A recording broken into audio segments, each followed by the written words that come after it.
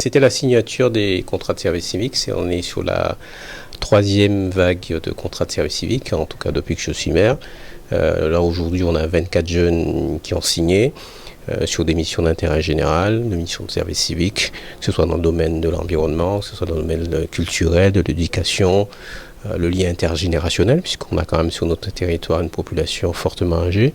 Donc voilà, c'était très intéressant, puisque ce sont 24 jeunes à qui on offre l'opportunité de s'engager pour le public, mais en même temps, c'est un dispositif qui permettra aussi à ces jeunes, s'ils savent en tirer profit, de leur permettre de se projeter dans l'avenir, puisque soit ils voudront un complément de formation, et ce dispositif-là pourra les accompagner, qui pour obtenir le permis de conduire, qui pour leur orientation professionnelle à l'issue.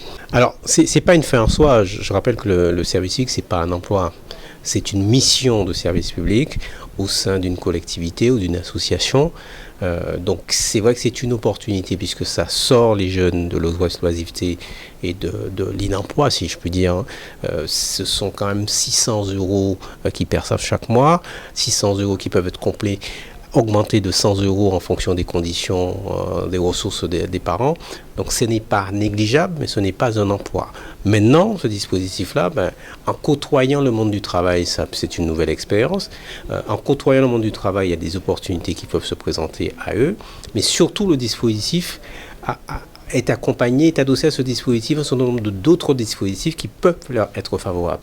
Je rappelle qu'il y a beaucoup de jeunes qui n'ont pas encore le permis de conduire sur un territoire comme le nôtre, suivant les emplois qu'on veut occuper, et voire même suivant là où on cherche un emploi, vu la difficulté de circulation, en tout cas de fonctionnement du transport public, le permis reste malgré tout un élément indispensable pour trouver un emploi, pour pouvoir s'insérer de manière durable dans la vie, en tout cas en Guadeloupe. Donc voilà, c'est cette opportunité qu'il faut qu'ils saisissent, c'est de dire que voilà, pendant 8 mois, je vais être payé pour mener à bien une mission de service public, donc pour servir les autres, mais en même temps, je perçois une rémunération et aussi j'ai accès à un certain nombre de dispositifs qui vont me permettre d'améliorer ma situation à l'issue de ces 8 mois. Écoutez, si on a autant de jeunes qui répondent aux appels à candidature que nous lançons à chaque session, c'est que il y a une demande. Et c'est normal, j'allais dire. Aujourd'hui, face à la crise de l'emploi que nous avons, forcément, il y a beaucoup de jeunes qui se disent je préfère aller faire ça plutôt que de rester chez moi à ne rien faire.